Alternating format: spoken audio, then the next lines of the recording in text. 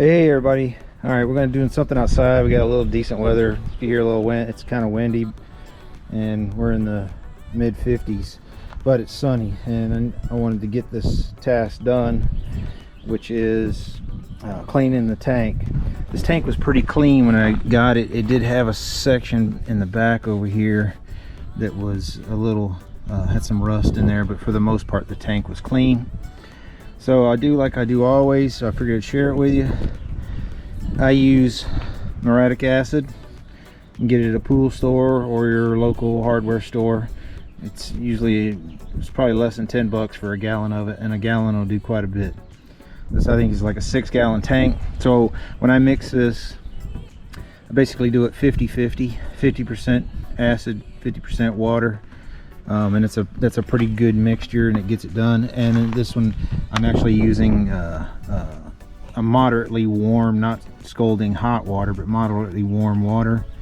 I already have some mixture in here now, and basically you put it in segments and let it set for 20-30 minutes, and then rotate the tank and do it in all different points of the tank depending on how rusty your tank is. And then the acid, don't let the acid dry in specific areas until the tank is clean. So once you have put your acid in the tank, you go to drain it out. You're going to need to flush it with clean water, and you'll use baking soda.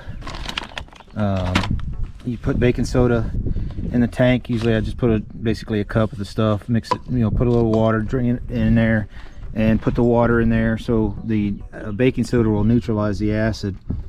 And then once you have that, then you need to rinse the tank again. And to dry it out, I use acetone. Some may or may not want to. If you don't want to use acetone, you can, once you get it done, you can take a hair dryer, shove it in the hole, and let it sit there and blow the hot air in there until it dries it out. Set it out in the sun, whatever you need to do, as long as it's good and warm out. But I typically like to use acetone. I get a gallon because a quart's not going to cut it. And the acetone will displace the water, basically remove the water out of the thing, and the acetone dries really fast, barring you got to open all the ports in the tank to let air circulate through there and let it evaporate and dry out for what parts you don't get out of it. But right now we have the muriatic acid in here, and I'm letting it do its work. So we'll touch base back here in a bit whenever the acid work is done, and then I go to do the baking soda. So stand by. I forgot to note that what I use to cover all the ports in the tank, hopefully you can see, I have sun on my back here. There's the port for the fuel level sensor, and then the petcock for the tank is right there. What I usually use is just duct tape. The duct tape works really well, forms over it, and then covers the holes really well, and it'll hold up getting wet. And then I use, if you got kids and got balloons, you can use that for the thing, but I don't have one. I got latex gloves. So what I'll do is whenever I go to rotate it to do this top section of the tank to let the material set on there, I'll shove this into the hole and plug that hole to prevent seepage. So when you're doing this, make sure you do it outside. Do it in an area, so if you do spill some on your grass, that you don't, it will kill your grass. So this is an area that I do outside sandblasting, so I don't worry about there's no grass here anyways, or mostly weeds. So with that, we'll continue to let this set, and we'll come back. All right, we already we ran through and got the acid treatment done, and that got rid of all the rust. Like I said, this tank was in pretty darn good shape, so I didn't have to do it very long, but it's a process that you really can't rush, so you need to pay attention. I could tell that mine was pretty much done. After about an hour of rotating it around, the liquid was barely even yellow in color. If you got heavy rust in there, you may need to go buy you some like BB gun BBs or some screws or something and put it in your tank and help rattle it around to help break any of the heavier rust up inside the tank. But like I said, this tank was in good shape, so it only took about an hour's worth of work in it, and I knew where most of the rust was at, and that's where I spent most of the time letting the acid do its work. I've already emptied the tank out into a bucket. So what you have to do, and then after I did that, I rinsed the tank out thoroughly with fresh water, and then I used my cup, and I only used about a cup of baking soda. I poured the baking soda directly into the tank, and then just put the water hose inside the tank, and then put some water in it and shook that around to help neutralize the acid, and then dumped that out, and then thoroughly rinsed the tank again to make sure this stuff will dissolve. The baking soda dissolves, but you can still get a little bit where you might still have a little bit of powdery substance in the tank. So henceforth you may want to rinse the tank twice to make sure that you got all the baking soda out. And then once it was all done, certain tanks have nooks and crannies and stuff, and it's hard to get all of the water out. I happen to have an old turkey baster, and this one there I needed a longer hose. I normally have just a little tiny hose, just a piece of vinyl hose slid over the end, and that was so I could go through one of the access ports, the petcock and the actual fuel sensor port, and prop the tank up in a section and then slurp out most of the water. So at this point I got pretty much all the water I can get out of the tank. So now I'm going to do the acetone treatment, and so I got to reseal up all the holes again, or dry it up and then reseal the holes with duct tape. The acetone will dissolve that glue on the tape, so you got to work pretty quick. But basically it's the same thing. You're just putting, for this tank I'm probably going to put about a quart of acetone in it, so I got enough to move around in the tank and splash it around, and then you basically work on every section of the tank to make sure you get all the water out of all the creases and stuff where they actually pin the tank all the way around. So you want to make sure you got a good coating of the acetone in there, and like I said, that'll help displace the water out of the tank, and then you can dump that into another container and dispose of that. So at this point I'm going to take the video. I need to do my acetone before I start getting a lot of rust, and so get that acetone, or get the water vapor out of the tank. So that's it. All right, we got it all dried.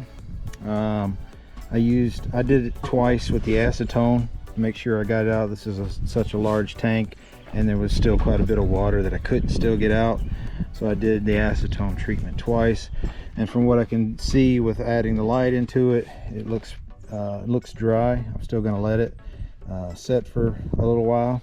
I may set it in, I got a big powder coat oven, and I can drop the temperature down, you know, to a nice warm day, and set it in the tank then there, and let it set for about an hour and bake out a little bit.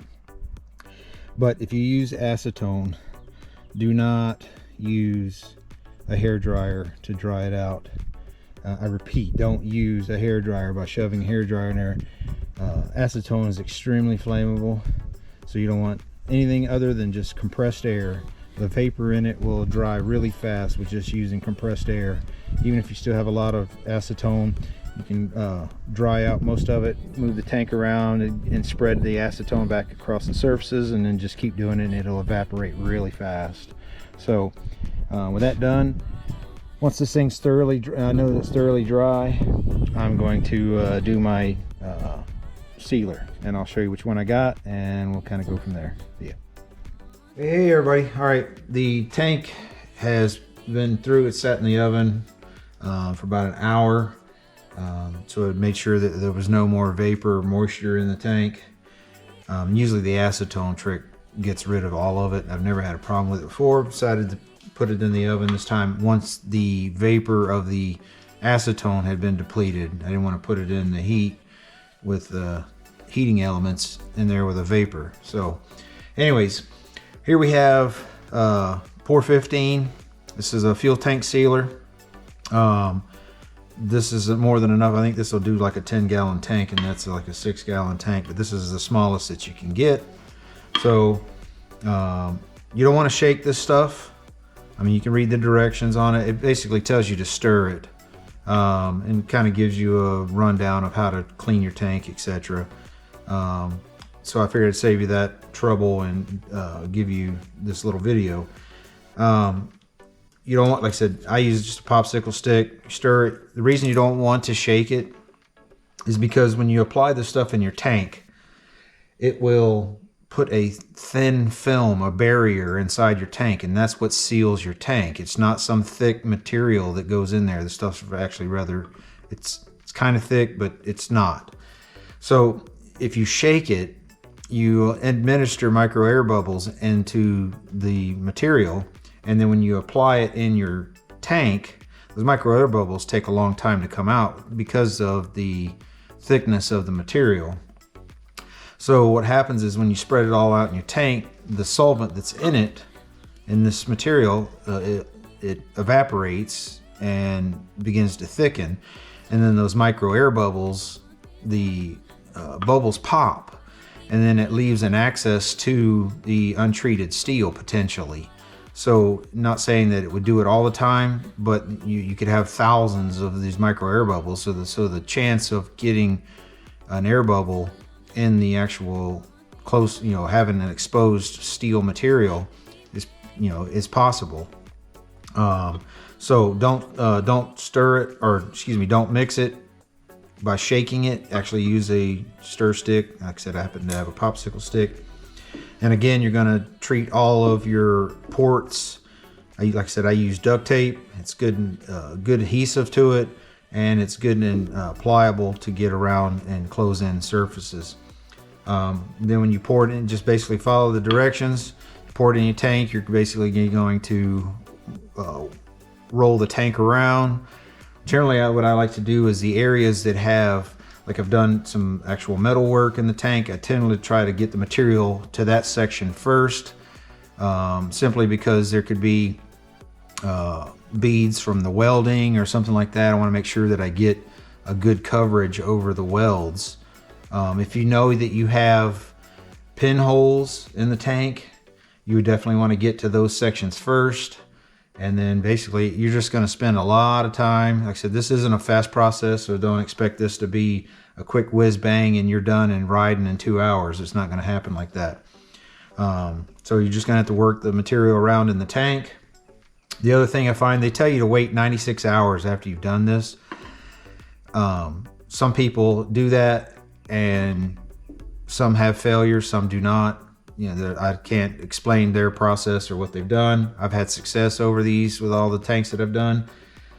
I generally double the time because I'm busy working on a bike, because I do custom bikes, just custom work on the bikes. So I tend to try to get the tanks sealed rather quickly before the bike is finished, so I can, the time frame of waiting for it to cure is not a big deal. So basically, if you can still smell the solvent once you pour this in there, you'll smell what it smells like. And if you can still have a hint of that solvent smell in the tank, it's going to be moderately strong, I guess you could say. If you can still smell the solvent in the tank, it's still not cured. So you want to let that, like I said, it says on here 96 hours, but if you double it, you're most likely to have it. I've actually done tanks where I still had a month of work left to do on the bike, and it gave it plenty of time to cure. Like I said, it's a thin film that's on there, so you don't want to leave a bunch of residual in it. If you have a hard time getting the residual out, you want to just keep moving the tank.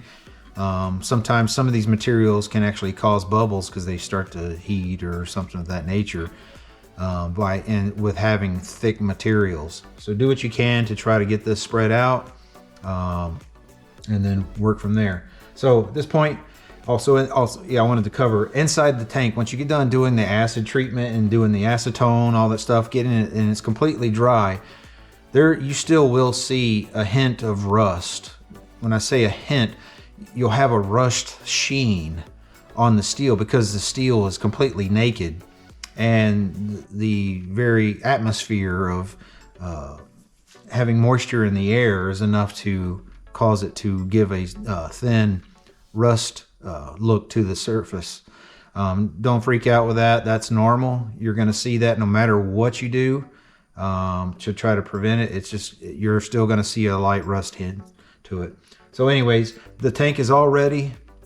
We'll get ready to start pouring this in. Like I said, stir it with a stick, don't shake it, and kind of follow the directions with it. We'll touch base back when I get it done and kind of show you, see if we can see something inside the tank. But anyways, that's it. All right, we got it all coated. I'm hoping you can see some of it in there. It's kind of tough, you know, and there's all the light sources, or the holes are taped up except for the top.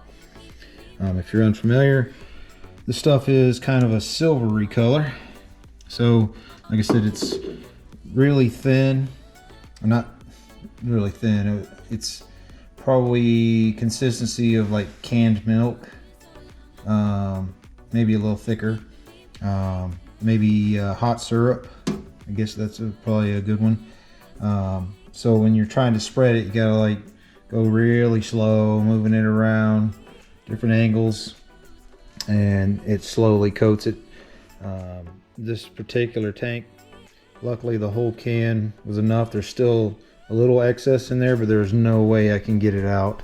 So I just keep moving it around and spreading it out as much as I can, and then it'll get to a point where it doesn't want to move anymore, so I'll just leave it.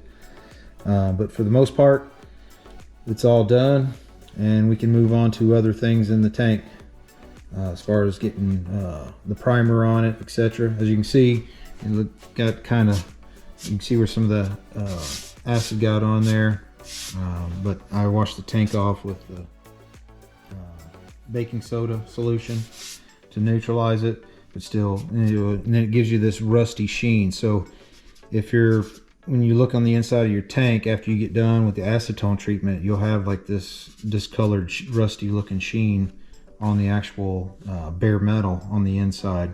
So other than that, that's it for this, man. Where the tank is done. I said the best advice is take your time. There is no rush with doing this, especially when it comes to, depending on how rusty your tank is on the inside, that will just make your time longer trying to get it nice and clean.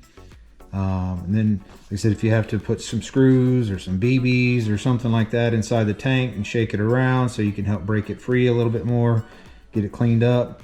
If your tank is really bad, you may notice that you'll get pinholes. This stuff's good for pinholes, but nothing really big. So if you got an excessive size hole, you're going to need to actually weld it and fix it. But for small pinholes that when you got water in it and you can see, you know, a drip every couple seconds or something, that's a pinhole. And this stuff will fill that pinhole. It's that thick, so it's, and then you can paint over the top of it and not have to worry about it ruining your paint. But if you got bigger holes, you need to fix it and work on the tank. Other than that, that's it, man. We'll wrap this video up, and please like and subscribe. Thanks. See ya.